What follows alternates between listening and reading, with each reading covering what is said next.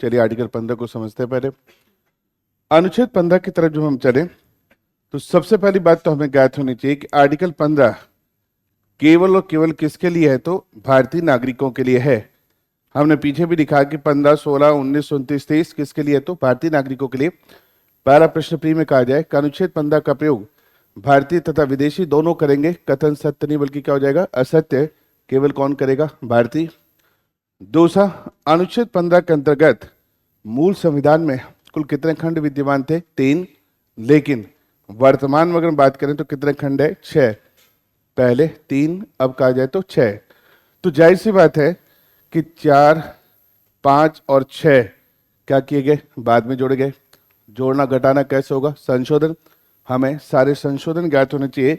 प्रश्न अमेंडमेंट से जुड़ जाए तो 4 जुड़ा है पहला संशोधन अधिनियम 1951 से, 5 जुड़ा है 93 अमेंडमेंट 2005 और 6 जुड़ा है 103वां संशोधन अधिनियम 2019।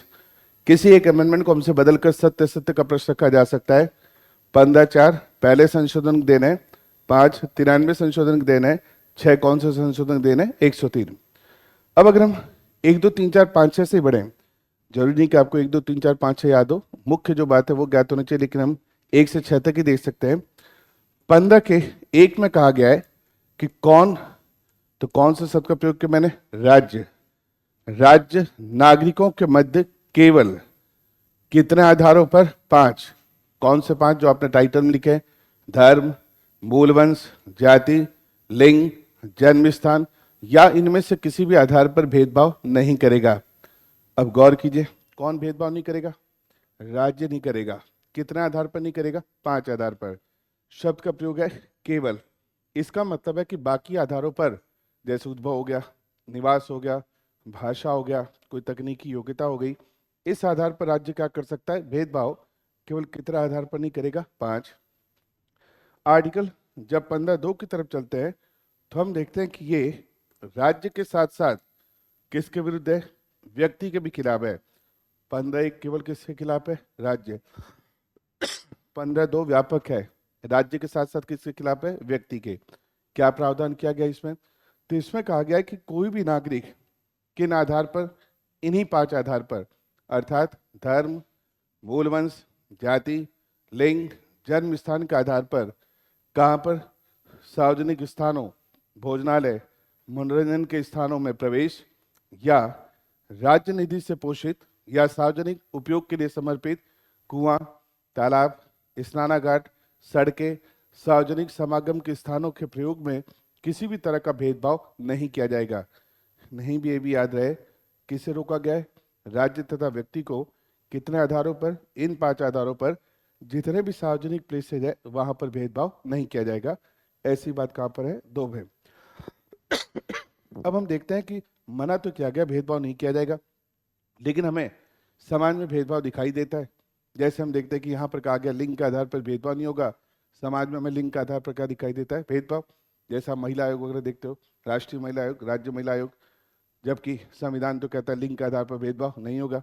क्या राष्ट्रीय पुरुष आयोग, राज्य पुरुष आयोग बना हुआ है, नहीं, लेकिन आयोग कौन सा बना हुआ है, महिला। तो ऐसी स्थिति में कहा जाए कि राज्य के पास कहाँ से अधिकार आया कि वह इस तरह के आयोग की स्थापना कर सके, तो मूल संविधान में ही जब हम 15(3) की तरफ चलते हैं तो हम देखते हैं कि इसके अंतर्गत राज्य को अधिकार प्रदान किया गया है कि राज्य किसके लिए, एक तो महिलाओं के लिए, दूसरा किसके लिए, बालकों के विकास के लिए कोई भी विशेष उपबंध कर सकता है।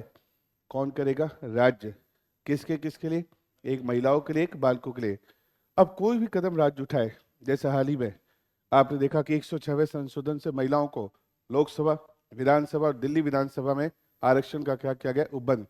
अगर कहा जाए कि राज्य के पास ये शक्ति कहाँ से आई, तो वो आर्टिकल कौन सा हो जाएगा, 15(3). या बालकों के कल्याण को लेकर राज्य कोई कदम उठाता है, राज्य के पास ये शक्ति कहाँ से आई, तो आंसर हो जाएगा 15(3). यहाँ तक की बात तो कहाँ पर विद्यमान थी, मूल संविधान में। लेकिन हमने बात की कि वर्तमान में कुल कितने खंड विद्यमान है भाई, 6। और लास्ट के तीनों जो खंड है वो संवैधानिक संशोधन के माध्यम से क्या किए गए, जोड़े गए। तो राज्य किसके कल्याण को लेकर कदम उठा सकता है, एक महिलाओं के लिए, एक कहा जाए तो बालकों के लिए। अब यहाँ तक की बात हम देख रहे हैं कहाँ पर विद्यमान थी, मूल संविधान में।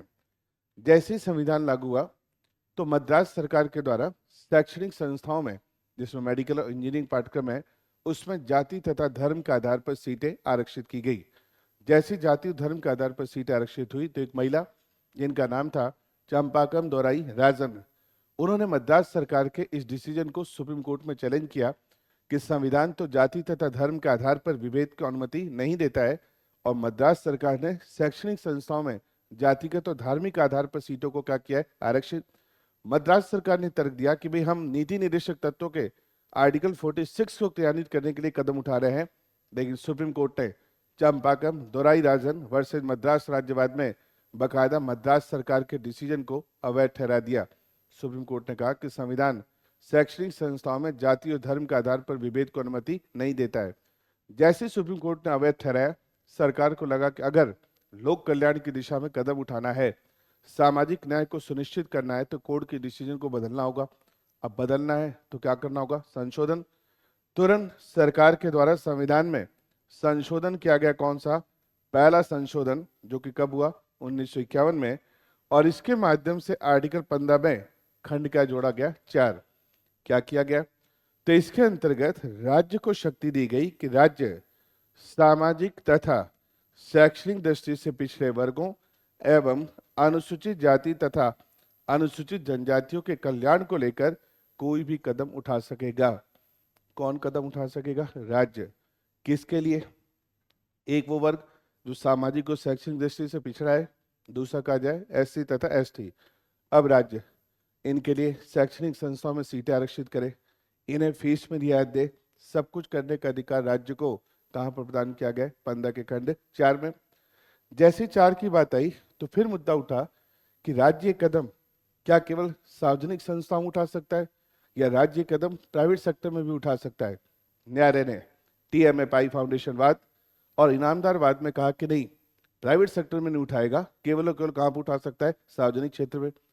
फिर राज्य को लगा कि प्राइवेट सेक्टर में नहीं उठाया तो मतलब ही क्या रहा, अब न्यायालय के डिसीजन को बदलना है, फिर से संविधान में क्या करना होगा? संशोधन। 93 संशोधन किया 2005 में, और इसके माध्यम से आर्टिकल 15 में क्या जोड़ा? 5।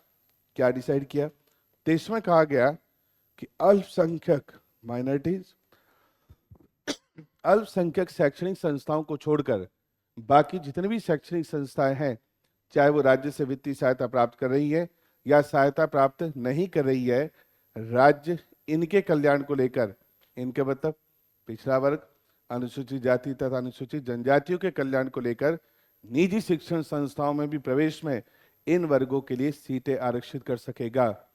निजी शिक्षण संस्थाओं में सीटों का आरक्षण कहां पर? 15(5) में। तुरंत केंद्र सरकार ने शैक्षणिक संस्थान प्रवेश अधिनियम पारित किया, जिसमें आप देखते हो IIT तथा IIM जैसे संस्थानों में भी पिछड़े वर्गों के लिए 27% आरक्षण का क्या कर दिया गया? उपबंध। कारण राज्यों को ऐसी शक्ति कहां पर प्रदान की गई? 5 में। अब यहां तक की बात पुरानी है, एग्जाम की दृष्टि से कम महत्वपूर्ण है, क्योंकि कब की बात है? तो 2005 में।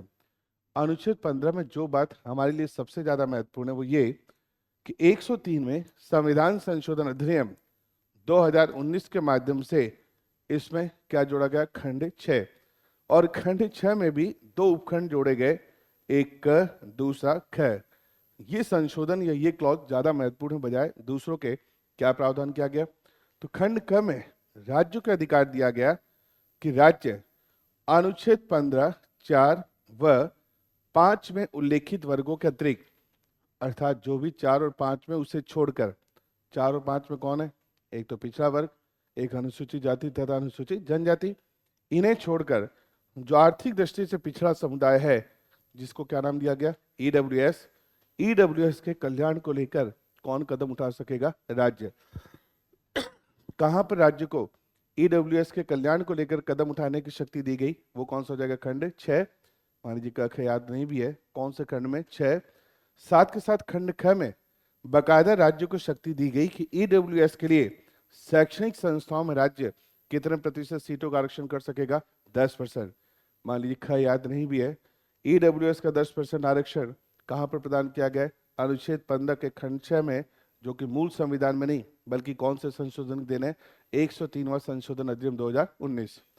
बहुत अगर डीप में थोड़ा और आगे बढ़ो, OBC पिछड़े वर्गों का क्या आरक्षण होगा, ये कानून डिसाइड करता है। लेकिन ईडब्ल्यूएस का शैक्षणिक संस्थाओं में आरक्षण कानून नहीं, बल्कि कौन डिसाइड करता है? संविधान। अब यहीं पर एक शब्द आया ईडब्ल्यूएस। आप में से किसी ने सर्टिफिकेट बनवाया ईडब्ल्यूएस का? किसी ने बनाया ईडब्ल्यूएस का सर्टिफिकेट? वही पूछ रहा हूँ, किसी ने सर्टिफिकेट बनाया क्या? ईडब्ल्यूएस से कोई बिलोंग नहीं करता? ईडब्ल्यूएस किसे कहेंगे?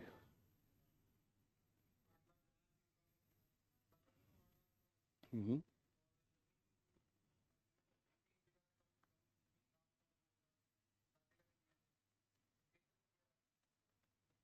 देखो, संविधान में डिसाइड नहीं किया गया, ये राज्य के ऊपर छोड़ दिया गया कि राज्य मानक डिसाइड करेगा। राज्य ने मानक डिसाइड किया है कि जिसकी पारिवारिक आय 8 लाख रुपए से क्या हो, कम हो, जिसके पास कृषि योग्य भूमि 5 एकड़ से क्या हो, कम हो, शहरी क्षेत्र में 1,000 वर्ग गज से कम का क्या हो, प्लॉट हो, नगर पालिका क्षेत्र में 100 गज से कम का प्लॉट, गैर अधिसूचित क्षेत्र में 200 गज का प्लॉट से कम है, उन वर्गों को किस में शामिल किया जाएगा? ईडब्ल्यूएस में। लेकिन इस संविधान में नहीं है। मैंने कहा कौन डिसाइड करेगा? राज्य। आज 8 लाख है, कल को 10 लाख करना है, 15 लाख करना है, तो इसके लिए संविधान में संशोधन करने की आवश्यकता नहीं है। तो राज्य को किसकी दिशा में कदम उठाने की बात की गई? ईडब्ल्यूएस। अब पीछे की बात छोड़ दीजिए, जो सबसे महत्वपूर्ण वो खंड कौन सा हो गया? 6, क्योंकि ये सबसे लास्ट में जुड़ा है। बाकी तो 5 तक की बात करें तो ये बहुत पुराने सवाल है, जो कि कब कहते 2005 के। अब जैसे ही हम अनुच्छेद 16 पढ़ेंगे तो 16 में फिर हम किसकी बात करेंगे? ईडब्ल्यूएस की। वहां पर हम देखेंगे नियुक्ति और पदों में आरक्षण दिया गया है। 16(6) जैसे ही पढ़ लो तो फिर हमसे हो सकता है कि 50 वर्ड में या 100 वर्ड में प्रश्न दिया जाए, भारतीय संविधान में ईडब्ल्यूएस के लिए किए गए उपबंधों का क्या कीजिए? परीक्षण। तो आपको 15(6) भी जोड़ लेना है, साथ के साथ किसे जोड़ लेना है? 16(6), या उसी में एक लाइन और बढ़ जाए, किस दिशा में न्यायपालिका की भूमिका का परीक्षण कीजिए। तो आगे में केस देखेंगे कि न्यायालय ने क्या किया, क्या इसे उचित ठहराया या अवैध। अब एग्जाम की तैयारी को और बेहतर करने के लिए हमारे चैनल को लाइक, शेयर और सब्सक्राइब करना ना भूलें।